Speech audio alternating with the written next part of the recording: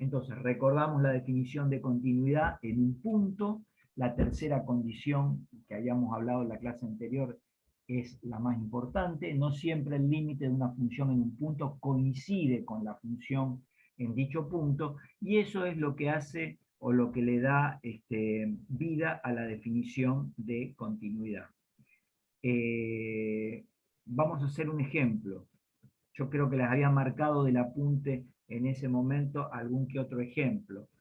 Por ejemplo, sea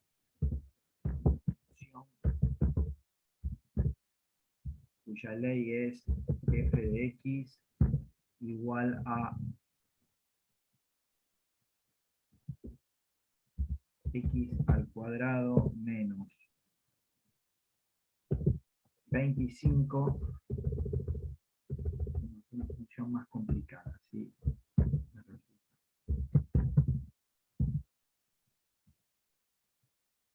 a tomar esta función. Aguárdenme que no aparecen los corchetes, ahora sí. Vamos a hacer x cuadrado menos 25 sobre x menos 5, si x es distinto de 5, ahí tenemos la primera función, y 9 si x es igual a 5. O sea, esta función, buscar si f es continua en x igual a 5. Ahí tenemos la consigna del problema. Me están preguntando si esa función es continua en 5. ¿Cómo hago entonces para resolverlo? Bueno, si yo quiero saber, acá me dice indicar, pero si me dijeran probar que la función es continua en 5, y no dispongo de una graficadora como para ver qué está sucediendo, que en general lo que vamos a hacer nosotros para los cálculos son cálculos más analíticos que gráficos, después lo pueden verificar con GeoGebra, a la función, es decir, que si una función es continua en x igual 5, ¿sí? Aplicar esta famosa definición de continuidad. Entonces, ¿qué se tiene que verificar? Entonces, va a verificar que el límite de la función en el punto donde yo quiero ver, donde se verifica la continuidad, es igual al límite de esa función en el punto. O sea que en este caso sería el límite cuando x tiende a 5 de f de x es igual a f en 5. Bueno, tengo que resolver dos partes, o sea, tengo que calcular el límite por un lado y calcular f en 5. Si son iguales, voy a decir la función es continua. Si son diferentes, la función no es continua. Voy a empezar con el cálculo del límite, a ver cómo me queda. Cuando calculamos el límite, vamos a ver que nos queda solamente la ley de arriba, ¿sí? ¿Por qué? Porque x se acerca a 5, no toca el 5. Entonces tendremos el límite cuando x tiende a 5 de la expresión que aparece en la parte superior de la función. Bueno, si reemplazamos cuando x tiende a 5, este límite tiende a 0 en el numerador y 0 en el denominador. O sea, es una de las famosas indeterminaciones a las que hicimos referencia la clase anterior. ¿Qué podemos ver? Podemos ver que el numerador se puede factorizar, ¿sí?, por el quinto caso de factoreo. O sea, acá arriba, nosotros en vez de poner x cuadrado menos 25, podemos poner x menos 5 por x más 5.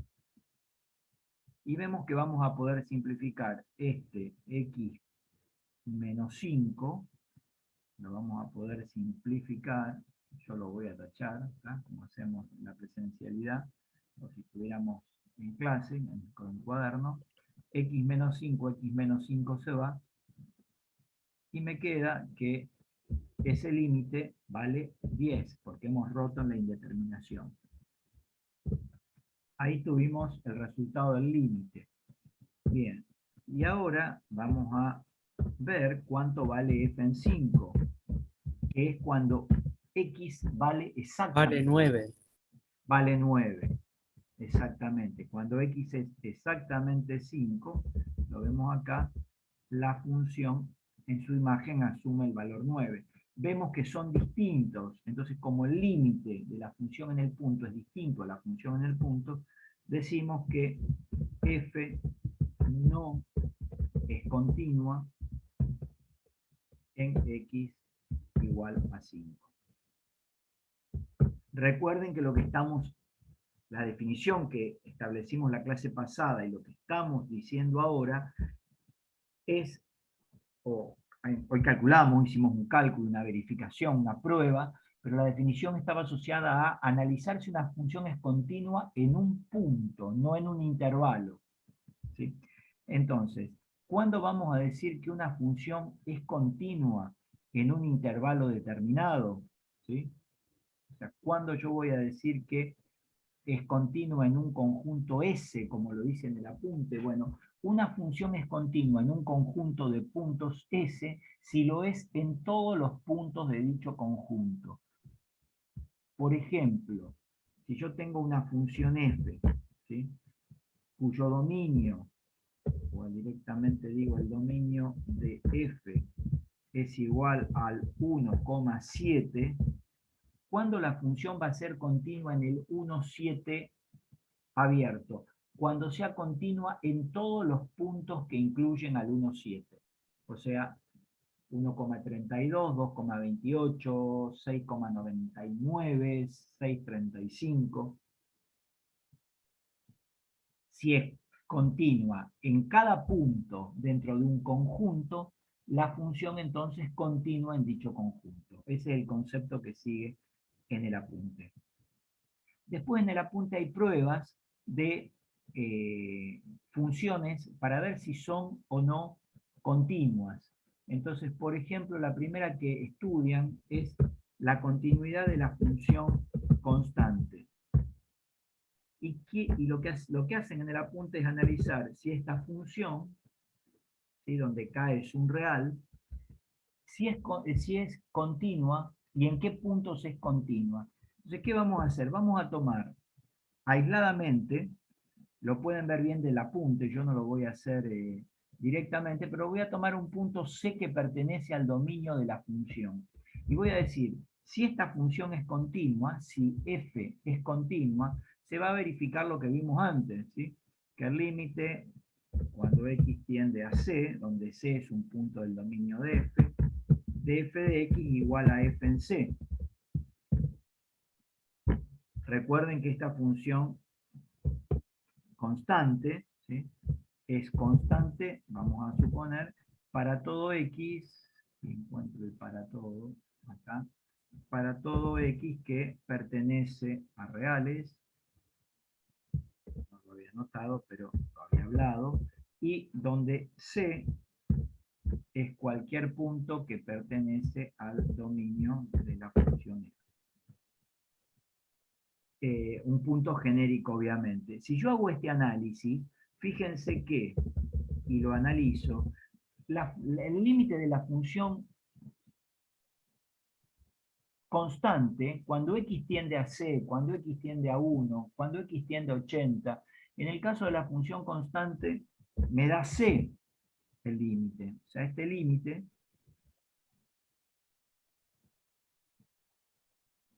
por acá, me va a dar c siempre.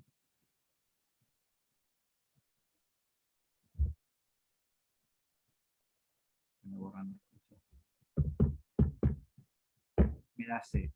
Y f en c, si lo calculo,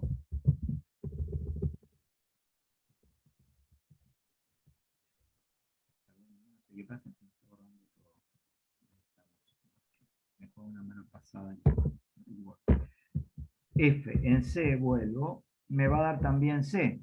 Quiere decir que el límite,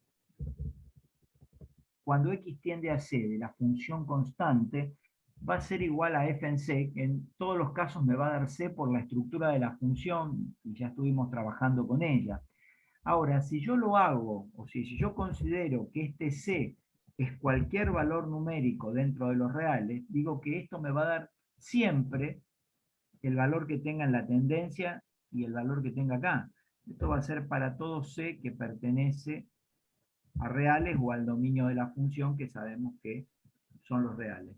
Acá lo que estoy probando es que la función constante es continua en un valor C, ¿sí? Pero si ese C es cualquiera dentro de los reales, se va a verificar siempre que el límite de la función en el punto es igual a la función en el punto. O sea, vamos a decir que la función constante es continua en todos los reales. Lo mismo pasa con la función identidad, ¿sí? La función identidad, o sea, y igual a x, tiene las mismas características.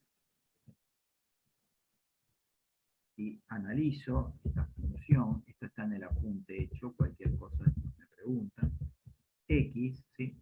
No voy a escribir para todo x que pertenece a reales. ¿Qué va a pasar? Si yo analizo para un valor c determinado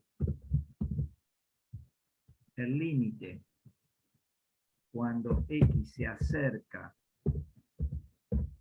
a c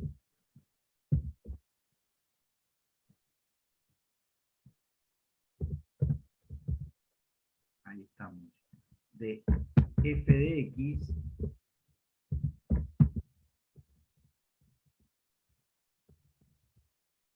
esto me va a dar, cuando, o sea, f en c me va a dar c, porque es la función identidad, pero el límite también me va a dar c, y vemos que esto va a coincidir con la función en el punto, para todo c que pertenece a reales. Por eso decimos que la función identidad es una función continua en C y para todo C que pertenece a reales, o sea que es continua en todos los reales. Entonces tenemos dos funciones que analizamos que son continuas en todos los reales.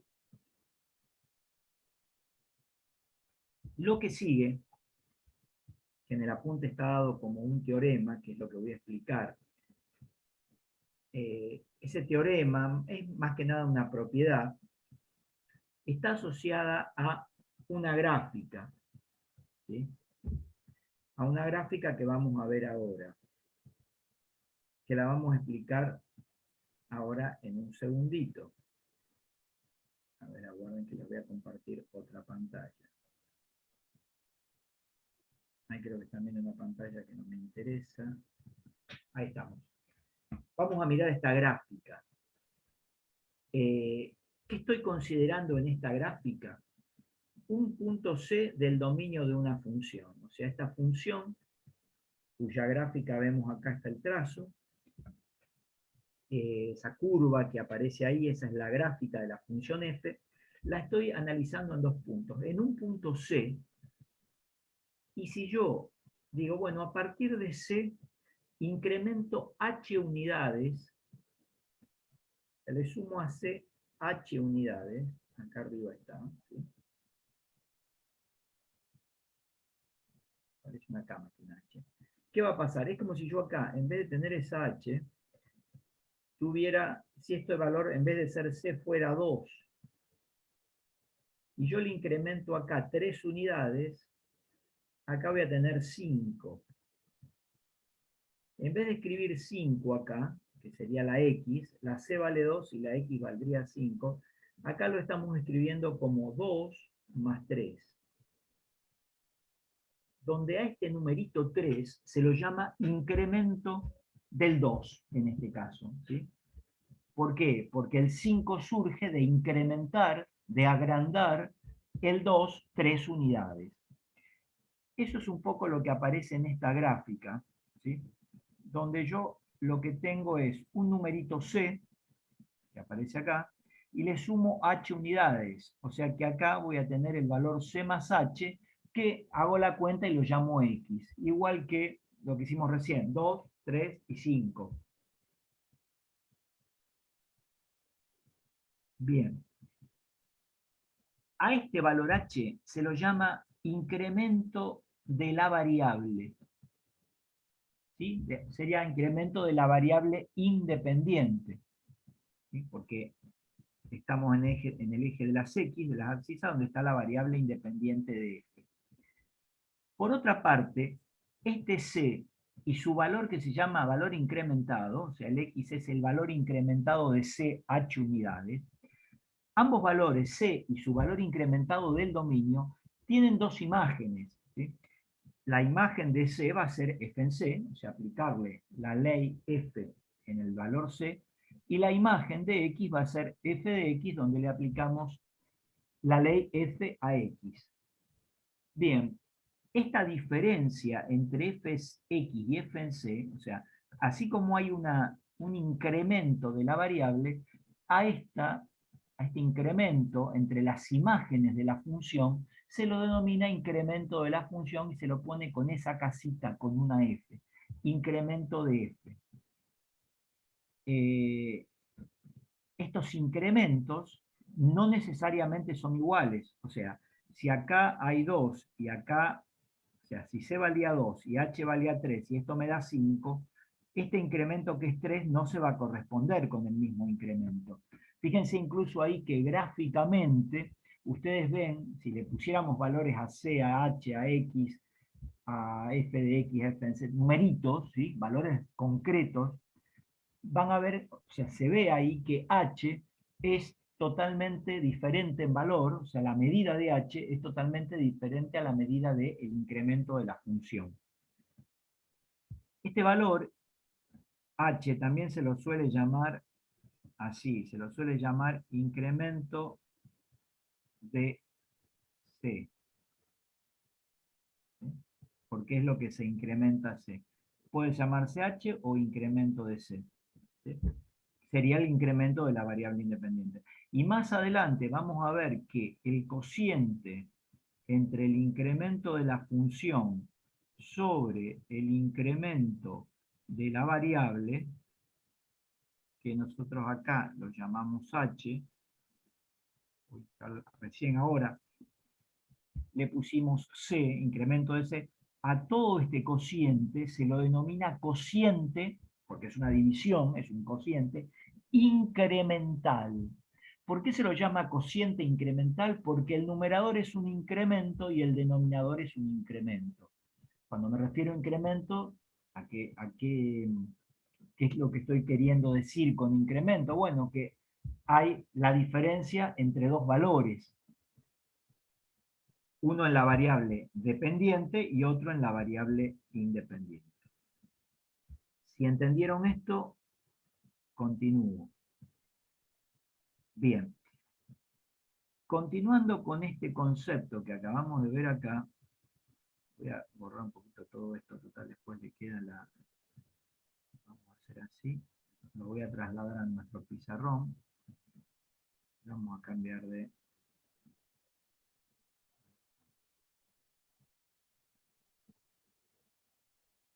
Ahí creo que lo están viendo, lo vamos a checar un poquito. ¿Qué dice el teorema? El teorema en realidad es como una definición equivalente de la que acabamos de ver recién. Acá está, ahí lo van a ver mejor. La definición de continuidad, este teorema lo que prueba es una especie de definición equivalente o otra forma de expresar la definición de continuidad. Dice que si una función f, ¿qué pasa que esto no se mueve? Ahí, a ver, ahora. Si una función f es continua en x igual a un valor c de abscisa de una función, entonces, dice el teorema, si, solo si, yo lo voy a poner en palabras, si, solo si, se va a verificar que el límite cuando h tiende a 0 de delta f es igual a 0.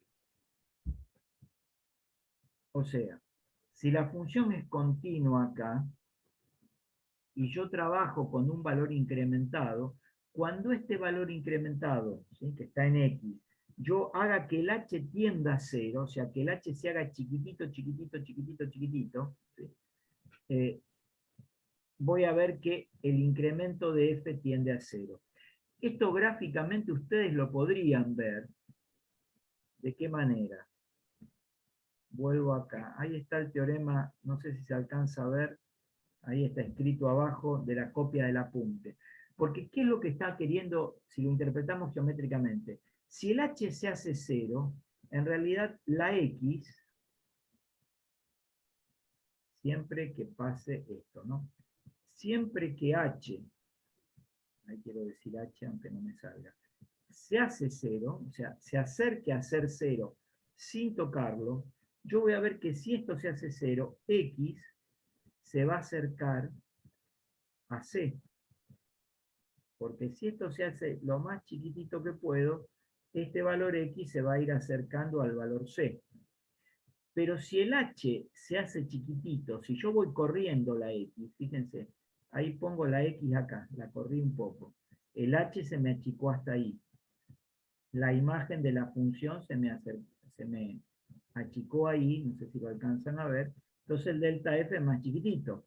Cuando yo estoy muy cerquita, que haga que el x esté por acá, porque lo estoy acercando a c, estoy haciendo h0, estoy haciendo que ese incremento se haga chiquitito, ¿sí? Fíjense que el incremento de f va a ser este pedacito chiquitito que aparece ahí. Entonces, cuando h se hace 0, el delta f se va a hacer 0 siempre que la función sea continua. Si es continua en C y tengo un incremento pequeño, cuando ese incremento pequeño se hace 0, el delta f también se va a acercar a 0. Ahora, no, si lo entendieron, continúo.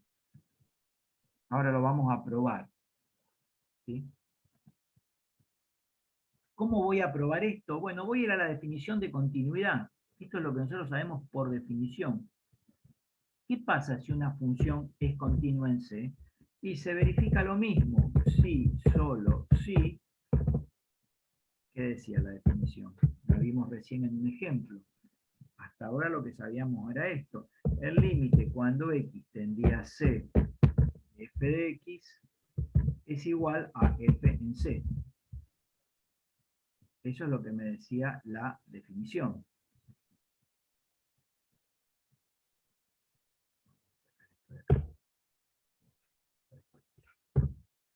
Bien, voy a trabajar con esto y voy a hacer lo siguiente. Lo primero que voy a hacer, voy a empezar, trabajo con esta definición que vimos recién, esta que es la más chiquitita. La voy a trabajar un poco. ¿De qué manera? Voy a pasar este f en c, que es un número, restando al primer miembro. Si lo paso restando al primer miembro, esto me queda igual a 0. Después voy a pensar, o sea, lo que hice fue pasar esto para allá. La igualdad no se altera porque si quiero volver a lo mismo, sumo miembro a miembro f de c y obtengo, me queda la f de c en el segundo miembro. Después lo que voy a pensar es lo siguiente. El primer término de esta nueva expresión es un límite. El segundo término no es un límite, es un número. F en C es la imagen de la función en C y es un número, y es un número constante, es un número fijo. Como es un número fijo, yo tengo una propiedad que me dice lo siguiente. Hay una propiedad, que la conocemos, que el límite de una constante es la misma constante. O sea, si yo tengo el límite cuando x tiende a 7 de 8, esto me da 8. Si tuviera el límite, recordando una propiedad, cuando x tiende a de 25, esto me da 25. O sea, no me interesa a dónde tiendo.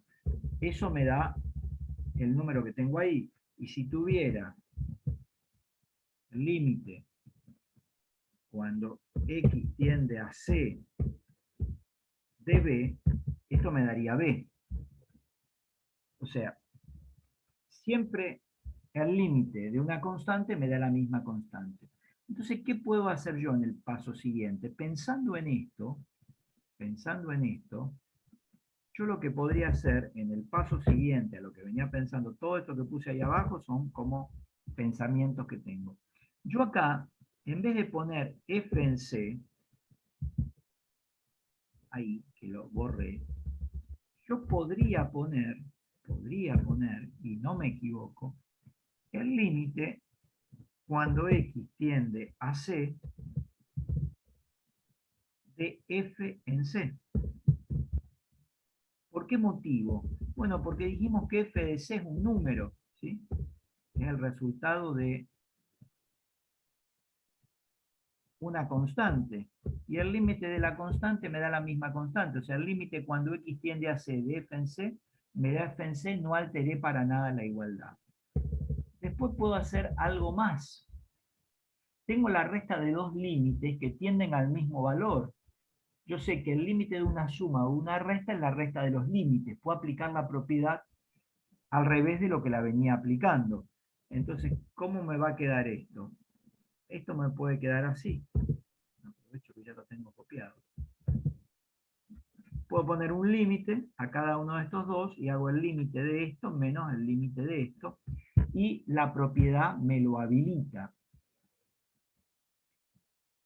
O sea, normalmente nosotros lo vemos al revés. Tenemos esto y llevamos acá, distribuimos el límite a cada término. Bueno, ahora me quedaría pensar quién es f en x menos f en c. ¿Qué es esto? Donde x es cualquier valor del dominio de mi función. Si yo pienso en esto y voy a la gráfica anterior, si el x estuviera acá, f de x menos f de c, ¿qué me da esa diferencia, esa resta? Me da lo que yo llamo incremento de la función. Entonces yo, en vez de poner acá límite de todo esto, puedo poner el límite del incremento de f.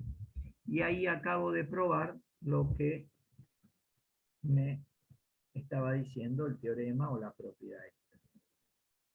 Es otra manera de analizar esto. El tema que viene, que es un tema importante, muy importante, que es cálculo diferencial o derivada de una función real de variable real. Esto que estamos analizando lo vamos a aplicar en el próximo tema, esta definición, este teorema, y vamos a trabajar sobre esto que tengo acá también, sobre esta gráfica. Así que es bueno que pregunten si tienen dudas, si no es hoy, lo pueden hacer, analizar y leer después y preguntármelo, cuando ustedes quieran.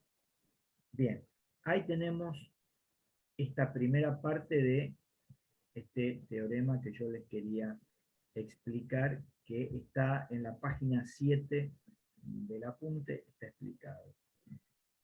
Bien, después, lo que sigue en el apunte, en página 8, habla de propiedades de las funciones continuas que no vamos a demostrar, pero que tenemos que saber. Las propiedades son que suma, diferencia, producto, composición y cociente de funciones continuas me da otra función continua. ¿Sí? O sea, si sumo dos funciones continuas, me da otra función continua. Cuando digo sumo, sumo resto. Si multiplico dos funciones continuas, me da otra función continua, siempre que las funciones originales sean continuas. Lo mismo si tengo dos funciones continuas y hago el cociente, me dan continuas siempre que g en c sea distinto de 0, y la composición de funciones continuas me da otra función continua. No es muy complicado, no hay demostraciones aquí, pero es sencillo de interpretar, me imagino. Bien, después lo que sigue, lo estoy dando rápido porque ya tienen una noción. El tema se llama continuidad lateral, y es cuando una función puede ser continua por derecha o continua por izquierda. Bueno, es continua por derecha, en un valor del dominio C, ¿sí? Si el límite cuando x tiende a c por derecha de la función me da f en c. Y lo mismo, o una definición análoga, es cuando la función es continua por izquierda. ¿sí? Analizamos solamente la continuidad antes de C y después de C. Si no hay preguntas con esto, bien. ¿A qué nos hacemos referencia con puntos de discontinuidad? Primero vamos a ver qué son los puntos de discontinuidad. Vamos a decir que si una función no es continua en un punto determinado, entonces decimos que es discontinua en ese punto. O sea, para indicar que una función no es continua en un punto, decimos directamente la función es discontinua en ese punto. Van a tener una ventaja acá, una ventaja interesante, que siempre que tengan que obtener puntos de discontinuidad, van a tener que aplicar la definición de continuidad. Por ejemplo, voy a hacerles un ejemplito. Sea f de x igual a la función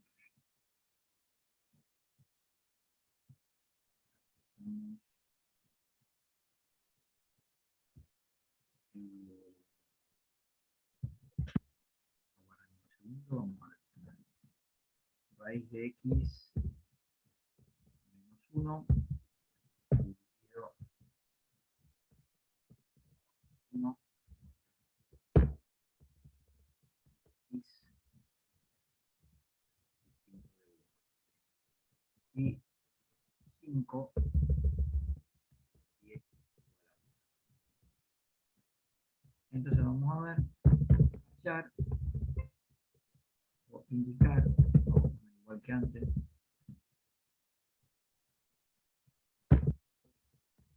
f continua en x igual a 1. Bien, vamos a hacer el análisis, a ver si es continua.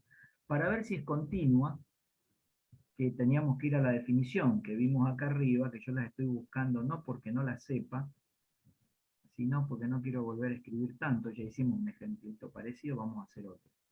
¿Qué hacemos? Decimos f es continuo en x igual a 1 si el límite cuando x tiende a 1 de f de x me da f en 1.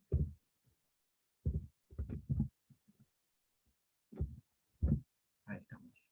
Bueno, tenemos que pensar el límite por un lado y este límite, vamos a calcular, a ver si coincide con f en 1. Veo que hago estas copias, tengo problemas. Bien, entonces vamos a hacer el límite x tiende a 1 de, nos va a tocar esa que estoy señalando ahí, que estoy pintando ahí, porque cuando x se acerca a 1, no tiene que tocar a 1, sino que me tengo que acercar. Y yo me estoy acercando a 1 antes y después de 1 por medio de esta ley. Bueno, otra vez esto se convierte en una tortura porque el numerador tiende a 0 y el denominador tiende a 0. Indeterminado, no, está muy bien que lo aclare, pero no lo puedo dejar así.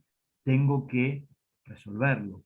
Entonces, lo resolvemos. Una cuestión que podemos hacer en el numerador, ¿sí? Tengo esto, podemos multiplicar numerador y denominador por lo que llamábamos el conjugado. Esto creo que lo hicieron conmigo un día y después lo hicieron con Matías también.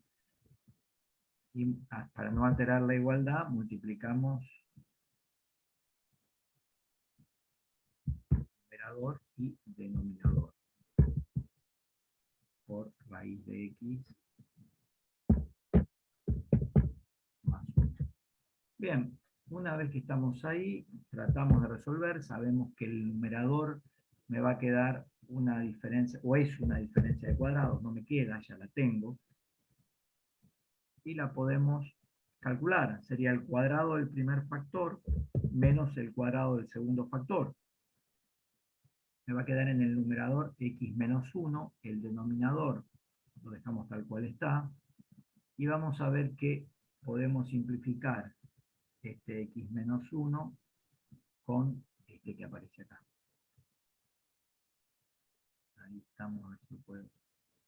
Ahí se va. Y si resuelvo... Quedaría un medio.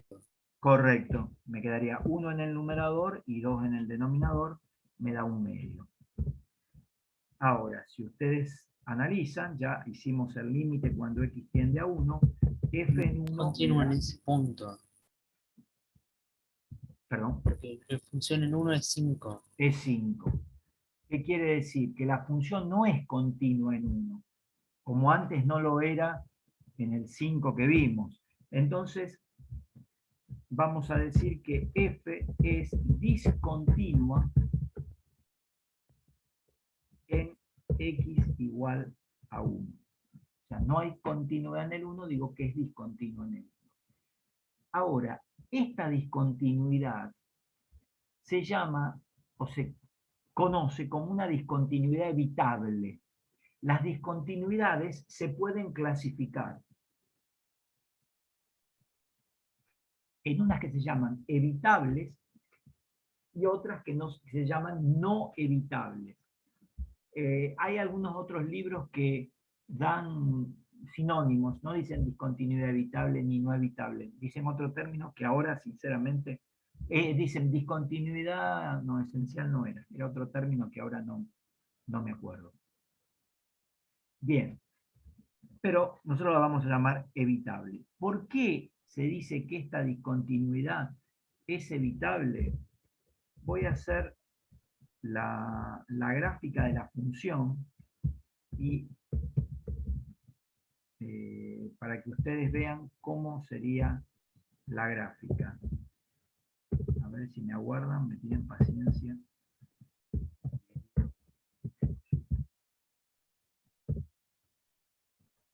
Bien.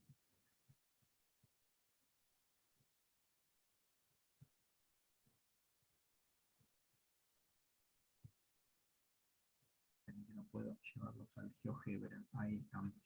Creo que ahí están viendo la función en GeoGebra. ¿Sí? ¿Qué es lo que va a pasar? Esta función tiene dominio para los... No sé si la alcanzan a ver a la función. ¿La ven? Sí, sí, se ve, se ve. Sí, se ve, profe. Y espero que esté bien, lo único que espero, nada más. Ahí, creo que ahora la vamos a ver en el Paint. Ahí la ven en el Paint, ahí me gusta más. Me está molestando la etiqueta, porque quiero mostrar algo. Ya, creo que siguen viendo el Paint, ¿verdad? Si no me equivoco. Sí, profe. Sí. Bien, vamos a guardar. Ahora lo ven ahí, no ven una F que estaba ahí que me estaba molestando. Bueno, esta es la función raíz de x menos 1 sobre x menos 1, cuyo dominio son de 0 a más infinito. 0 cerrado, ¿sí? Porque la raíz lo admite. Ahora, esta función tiene una especie de error en la gráfica. ¿Por qué? Porque en 1 no es exactamente... Yo acá dibujé un pedacito o una parte de la función. Yo sé que acá en 1 no voy a poder tener dominio, ¿sí? O sea, acá voy a tener un circulito, va a estar abierto esto.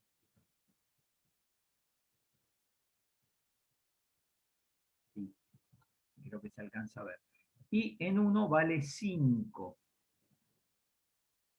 Ahí estoy poniendo el puntito lo mejor que puedo.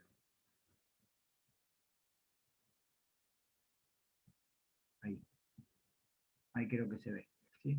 Hagan de cuenta que ahí en el 5 tengo el puntito llenito. Me lo estoy pintando para que se vea. Esta sería la gráfica de la función, esa que acabamos de ver. ¿Sí? En 1 no hay función, ¿sí? Y en 5 tengo es la imagen de 1. Un poquito más grande para que se vea bien. Bueno, la función es discontinua en 1, ¿sí? Porque en 1 hay una discontinuidad, ¿sí? Se va tac derecho a 5. ¿Sí? Fíjense que el límite tiende a un medio. Si ustedes ven acá esto que aparece ahí, ahí tengo que este valor seguro es un medio, este que está acá. Ahora bien, ¿Qué es lo que está pasando? ¿Por qué se llama evitable? Si en realidad es una discontinuidad, ¿qué estoy evitando? ¿Por qué se le da el nombre de evitable en estos casos? Bueno, se le da el nombre de evitable porque si ustedes quisieran que no lo es, hacerla continua, si quisieran, o sea, es una hipótesis, es un deseo no consumado y no sublimado, lo que yo podría hacer es tachar esto que está acá y meterlo acá, pintar esto ahí. O sea, con un simple cambio pequeño, la podría hacer continua. Ese tipo de discontinuidades, o sea, no pasa esto, lo que pasa, la realidad es esta, ¿sí? Mi función tiene esta gráfica con estas características, pero lo que quiere decir que cuando es evitable, que se podría haber evitado la discontinuidad o se puede evitar haciendo un pequeño cambio. O sea, si yo borro este punto o este punto lo bajo acá, lo saco de ahí, ya la hago continua en 1, cosa que no lo es. Una forma de ver que una función tiene una discontinuidad evitable es que el límite ordinario va a existir. O sea, si el límite ordinario existe, entonces la función va a ser discontinua evitable. Obviamente, la función en el punto o no va a existir o va a ser distinta, porque si fueran iguales, es continua, ¿sí? Pero esa es una característica de la discontinuidad que se llama evitable, ¿sí? Que el límite de la función en el punto va a existir y, obviamente, va a ser distinto de la función en el punto, por eso es discontinua, o la función en el punto no va a existir, pero sí el límite de la función en el punto. Vamos a hacer otro ejemplo. Si alguien tiene dudas, me pregunta. Voy a aprovechar la escritura de lo anterior para cambiar un poco la cosa. Voy a cambiar toda la función. Vamos a hacer una función ahora. Vamos a apretar un poco el acelerador. X más 5 si X es menor que 2. 7 si X es igual a 2. X cuadrado más 4 si X es mayor que 2. Bien. Y queremos saber si X es continua en 2, en un punto, solamente en 2. Si no hay dudas, continuamos.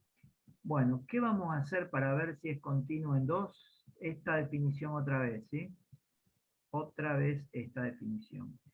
Ya que estoy, antes de seguir, les pido disculpas, pero vamos a poner que la F del ejercicio anterior es discontinua.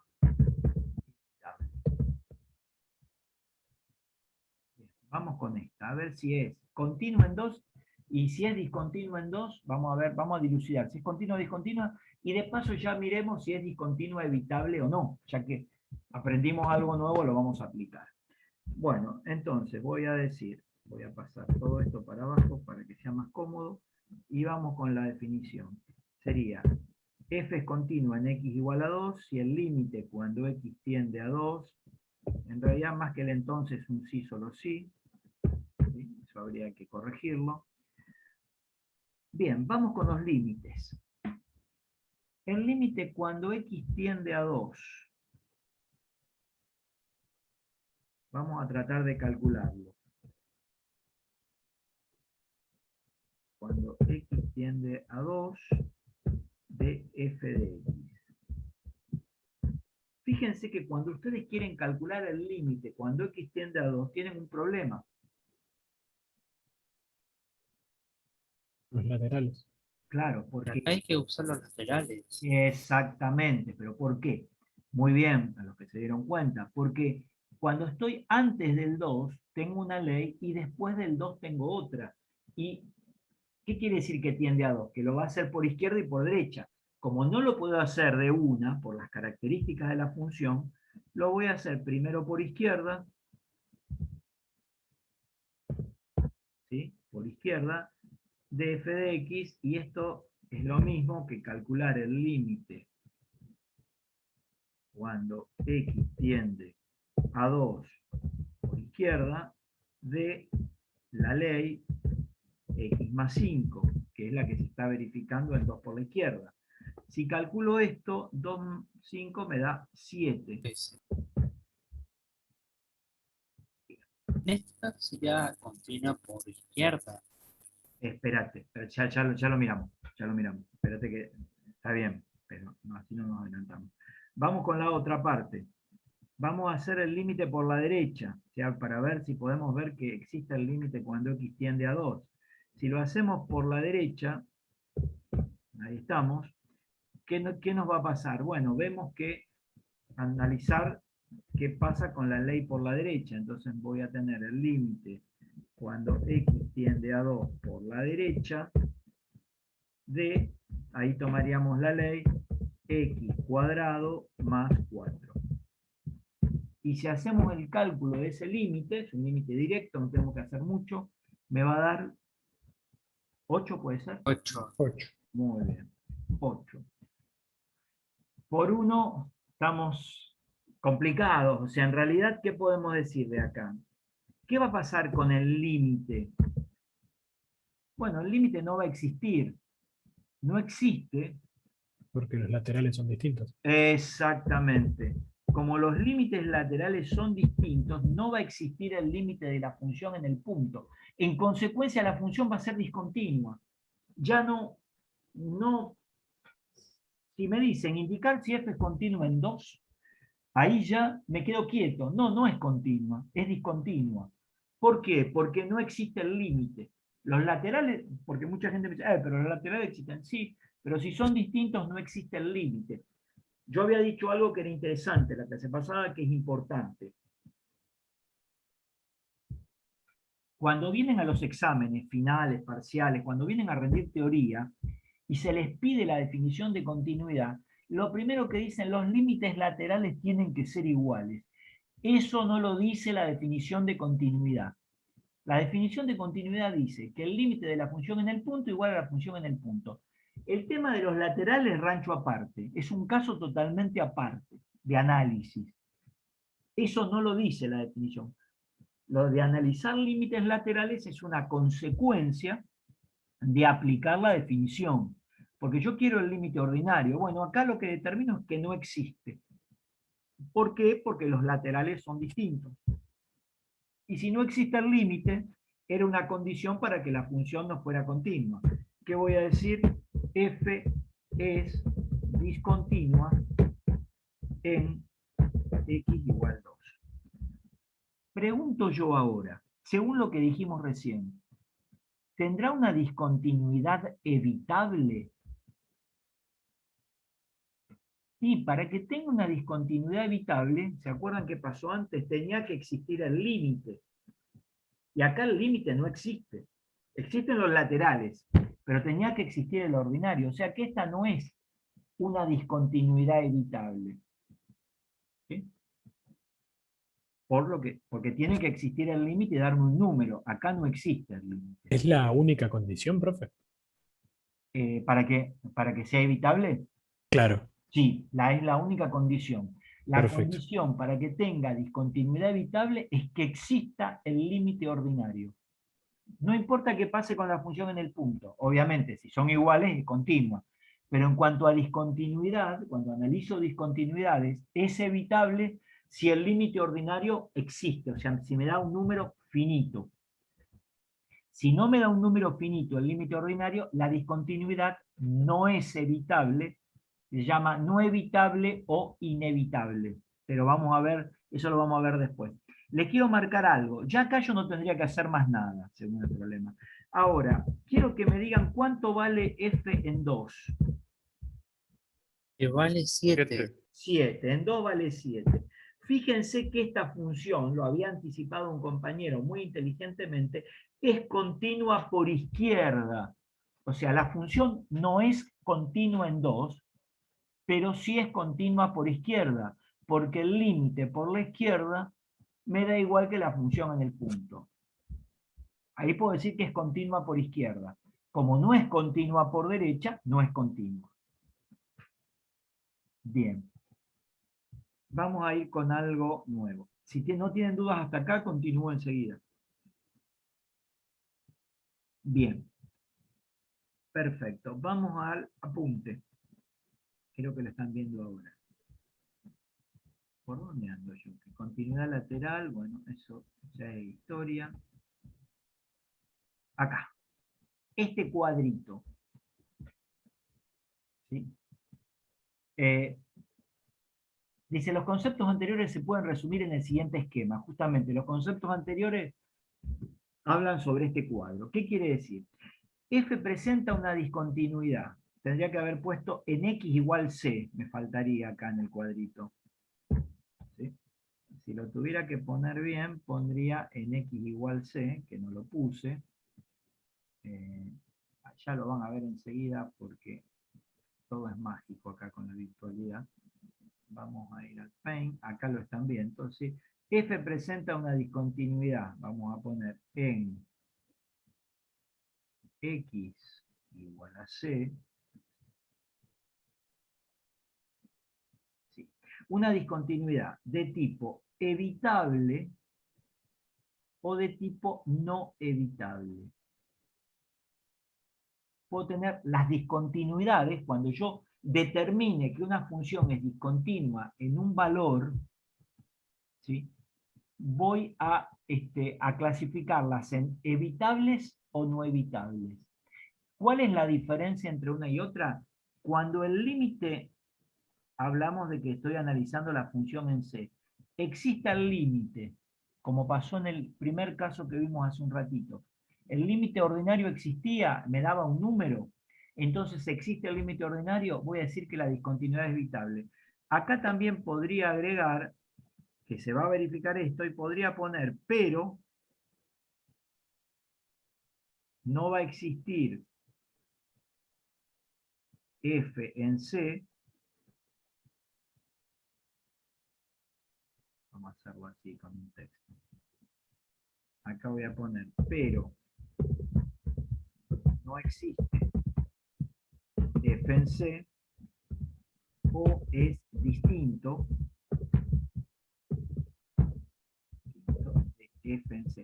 Esto en realidad yo no lo puse, pero no tendría que ponerlo, lo estoy como aclarando. O sea, el límite va a existir y no va a existir F en C, o el límite va a existir y va a ser distinto de F en C, porque si fueran iguales sería continua. Bien. Ahora, las no evitables, que no las trabajamos todavía, vimos una no evitable, la última, la de recién, se pueden clasificar en no evitables de salto finito o de salto infinito.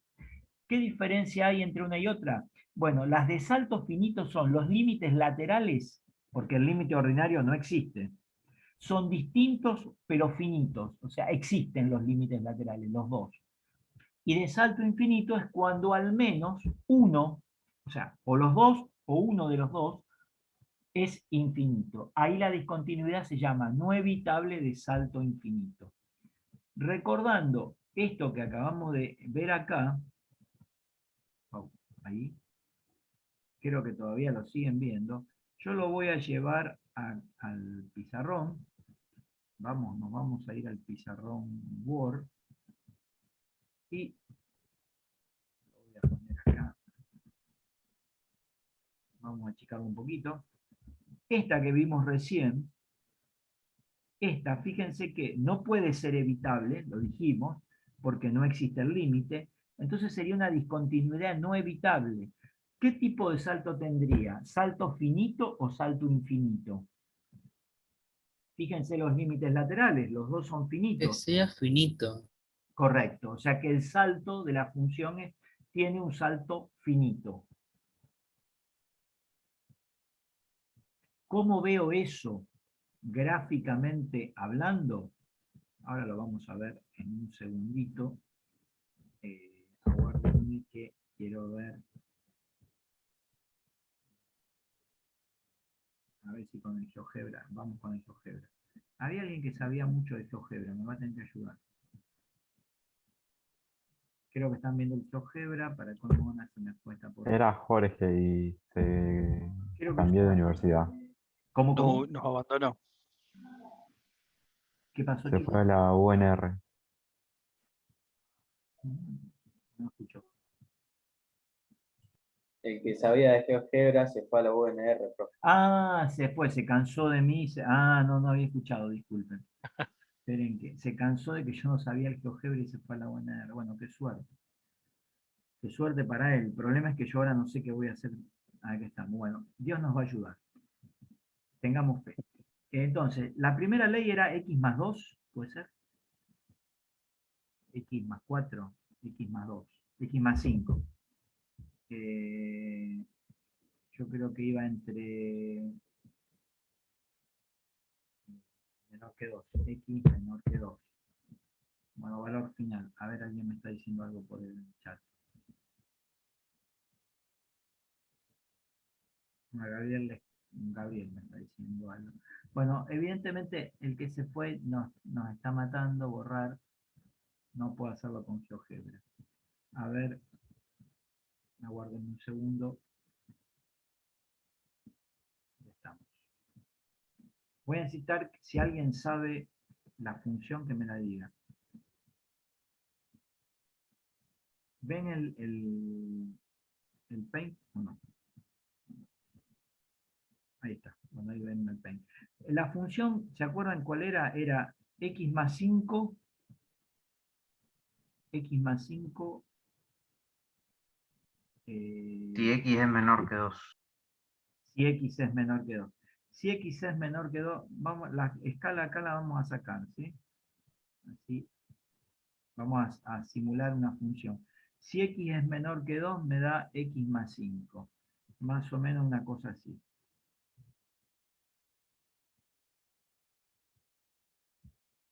Fíjense todos los perjuicios que nos causa este muchacho que se nos fue la... Ahí estamos. Vamos a suponer que este numerito que está acá es 7. Cuando vale 2 la función, me da justo 7. O sea que acá tengo un puntito lleno con 7. Ahí estamos tratando de graficar la función. Y después creo que dice x cuadrado más 4, ¿puede ser? Sí, así es. Entonces acá tenemos un puntito vacío y una cosa así, más o menos, ¿sí? Esa sería la gráfica de la función. Fíjense que acá, ahí,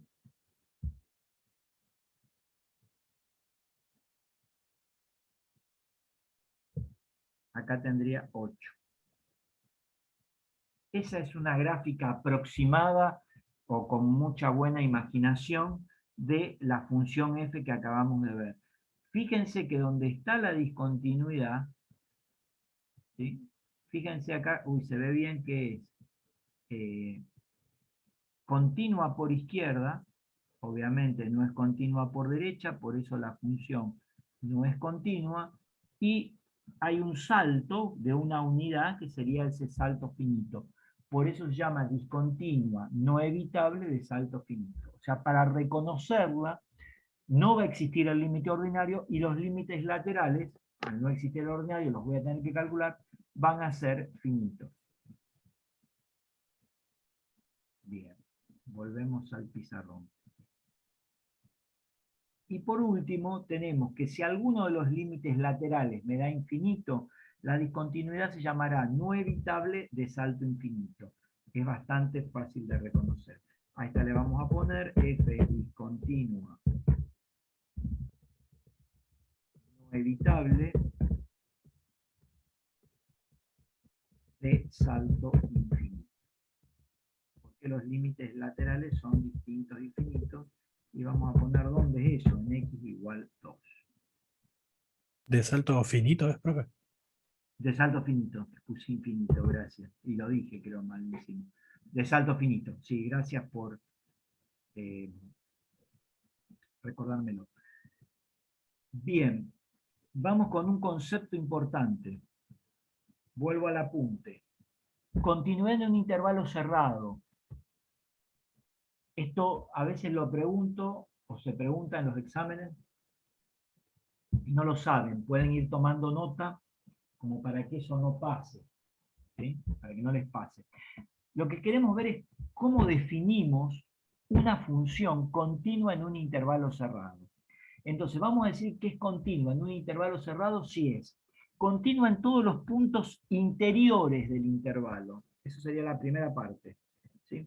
Si es continua en todos los puntos, o sea, en el abierto AB, sin tocar A y sin tocar B, en todos los interiores, que eso era un poco, coincide con la definición que vimos antes de función continua en un conjunto. Si así es continua en todo el conjunto abierto a B, en todos los puntos interiores, podría llegar a decir que es continua en el cerrado. ¿Por qué podría? Bueno, porque me faltan decir dos cosas más.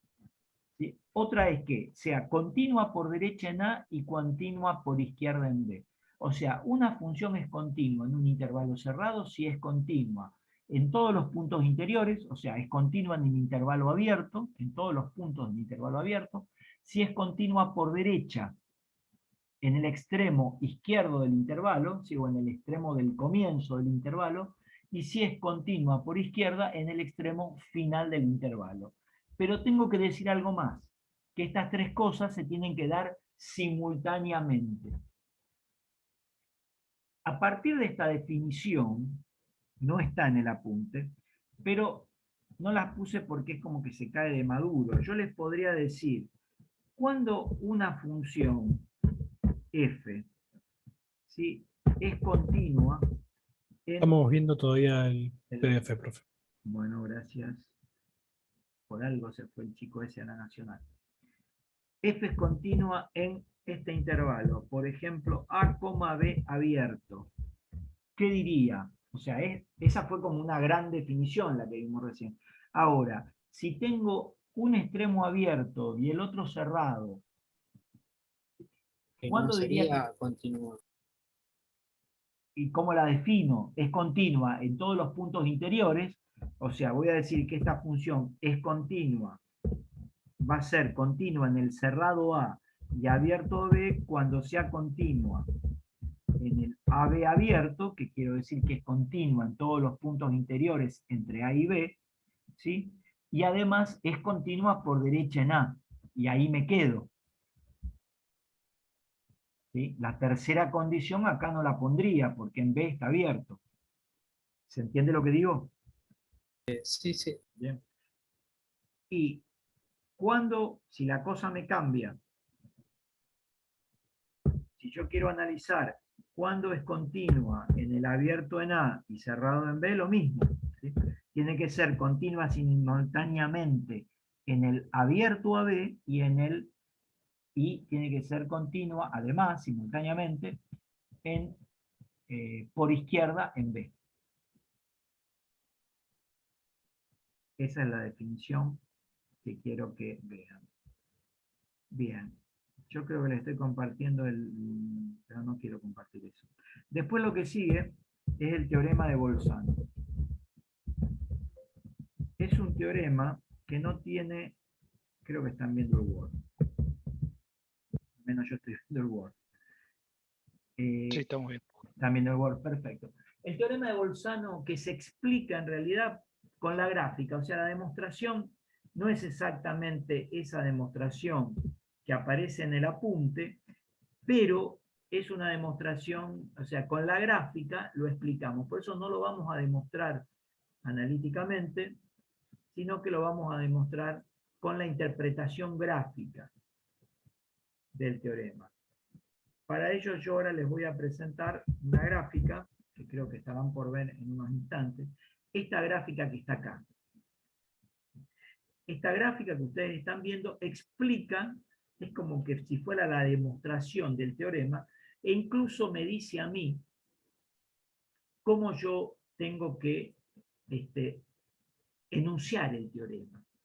¿Qué es lo que estoy viendo ahí? Estoy viendo la gráfica de una función f, esa curva que está bajando ahí. Si la sigo mirando, fíjense que la función es continua en el intervalo cerrado AB. ¿Por qué?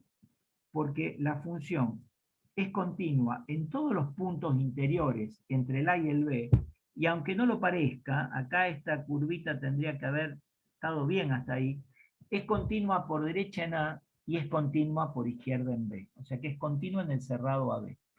Tengo eso. Voy a pedir para el teorema de Bolzano una función continua en un intervalo cerrado. En este caso AB, que es para los únicos puntos que está definida la función. Y voy a pedir además que la imagen de la función en los extremos del intervalo sea distinta. O sea, que el signo, perdón, no que sea distinta, estoy diciendo mal, que el signo del intervalo donde abre, o el primer número del intervalo, la imagen tenga un signo y sea distinto a la imagen del otro extremo del intervalo, como está pasando acá. En A tengo un signo en su imagen y F en B tiene otro signo. ¿Qué es lo que me dice el teorema? Que va a haber algún punto entre A y B, sin incluir A y sin incluir B, o sea, va a haber algún punto en el intervalo abierto a B, donde la función en ese punto se anule.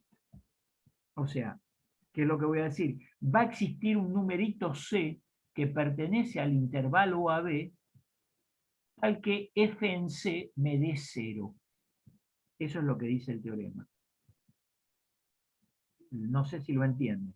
Pero necesito que la función sea continua, pues si la función es discontinua, no puedo hablar de eso. Espérenme que si no... Voy a ir para abajo para que lo puedan... Tengamos todo junto. Ahora va. Entonces, ¿qué dice el teorema?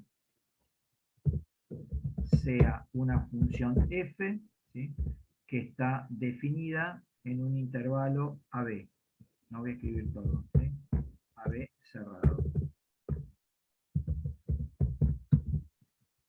Y además, vamos a pedir que el signo, lo voy a escribir así, de f de A sea distinto que el signo de f de B. Y voy a decir, entonces, lo que antes llamábamos tesis de los teoremas, ¿sí?, va a existir un número C que pertenece al intervalo abierto AB, o sea, es un punto interior del intervalo, tal que f en C es igual a 0. Yo le vamos a hacer una modificación, no me acuerdo cómo está en el apunte, pero no me gusta cómo está en el apunte. Yo le pondría, existe al menos un C que pertenece a B. Le agregaría la palabra existe al menos. ¿Por qué motivo? Por el siguiente motivo, que van a ver ahora en un segundito, si Dios quiere. Ahí estamos. Esta función, es el seno, pero no me interesa tanto el nombre. Me interesa, vamos a analizar esta función, qué sé yo, entre... Aguárdenme, la voy a llevar al pen, así puedo escribirles arriba.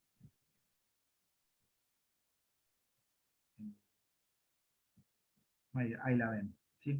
Vamos a suponer que esta función la vamos a analizar en un intervalo AB.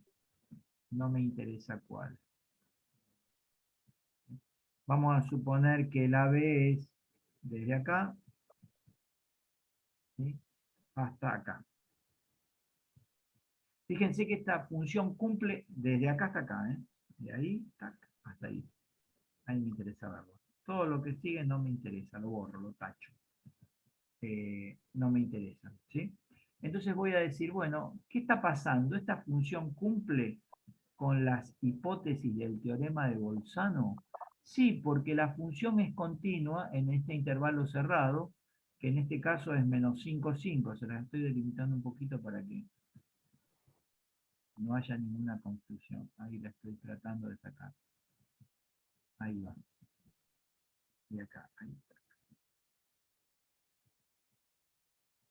O sea, la función es continua en este intervalo cerrado.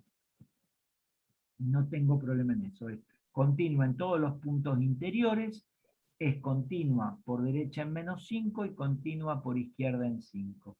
Ahora, fíjense, o sea, cumple la hipótesis. El signo de f en -5 es distinto del signo de f en 5. O sea, se me verifica que es continua en un intervalo cerrado, se me verifica que el signo de la imagen de la función en los extremos de cada intervalo es diferente.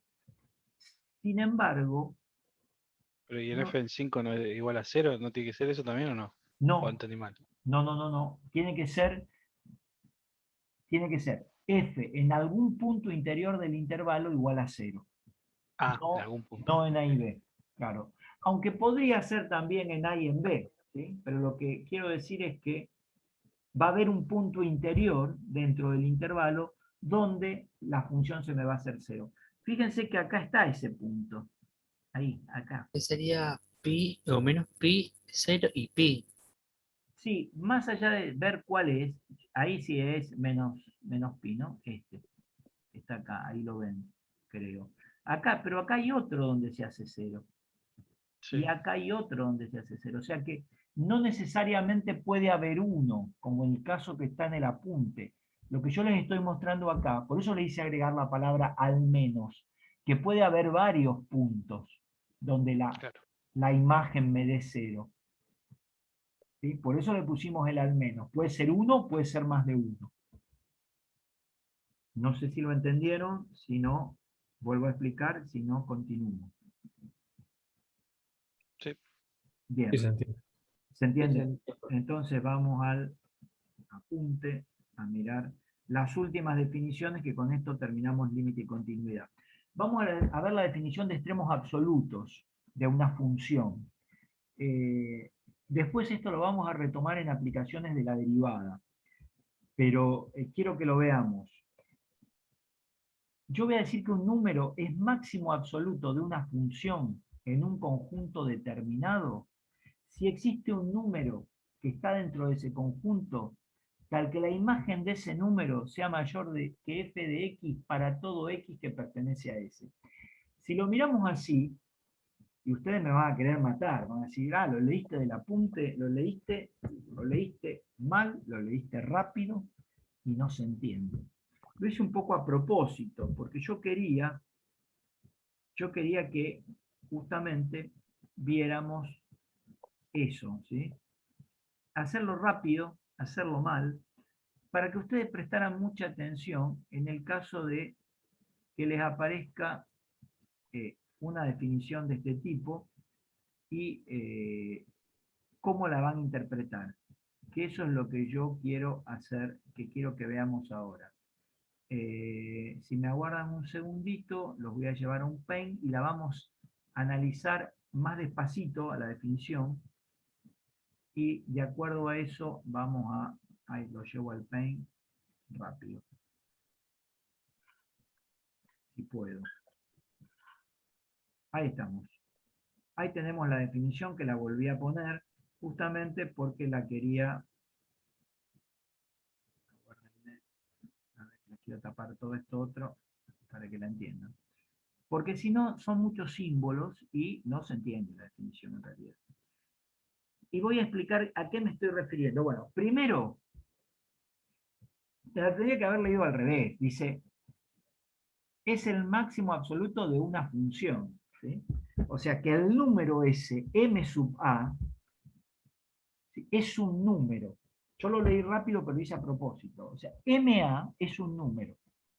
Entonces ustedes me pueden decir, bueno, un número no tiene nada que ver con una función. No, lo puedo hacer alguna ligazón, pero hasta el momento, en la primera parte, cuando yo digo que es un número,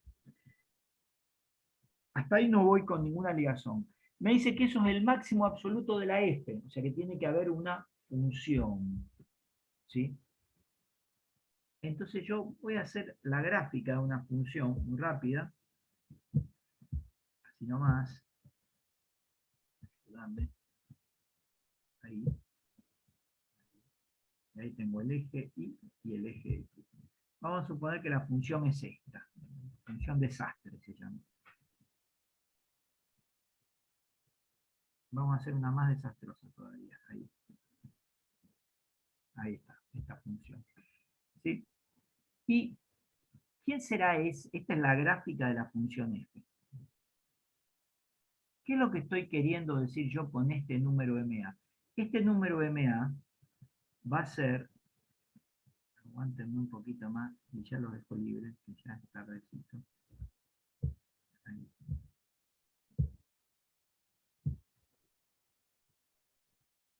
Va a ser este número que está acá. Lo vamos a leer acá. Lo vamos a leer en la imagen. Ese va a ser el MA. Voy a decir que el MA número, ¿sí? Voy a haber puesto M, H, P, cualquier letra, es el máximo absoluto de F en un conjunto S. ¿Quién es ese conjunto S? Este conjunto, donde yo miro el dominio, podría llegar a ser A, B, como antes, ¿sí? Una función que, si es continua en una B, este sería mi conjunto S. Existe un D, un numerito D, no lo aclara, pero existe un D que pertenece a S. Fíjense que D tiene que ser número porque está en S. ¿Y dónde está en D? El D estaría acá.